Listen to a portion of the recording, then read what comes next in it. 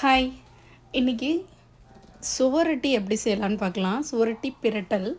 இதை நல்லா க்ளீன் பண்ணிவிட்டு குக்கரில் ஆட் பண்ணி அது கூடவே இஞ்சி பூண்டு பேஸ்ட்டு, கொஞ்சமாக உப்பு, அது மூழ்கிற அளவு தண்ணி ஊற்றி ஒரு 4 விசில் விட்டு எடுத்துக்கலாம். வெந்ததுக்கப்புறமா அதை குட்டி குட்டி பீஸாக கட் பண்ணி தனியாக எடுத்து வச்சுக்கலாம்.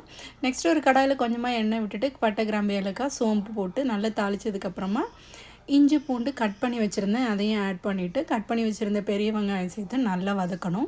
வெங்காயம் நல்லா வதங்கினதுக்கப்புறமா ஒரு தக்காளி அதையும் சேர்த்து நல்லா வதக்கிட்டு கொஞ்சமாக மஞ்சள் பொடி, இது கூடவே உப்பு சேர்த்து நல்லா வதக்கணும்.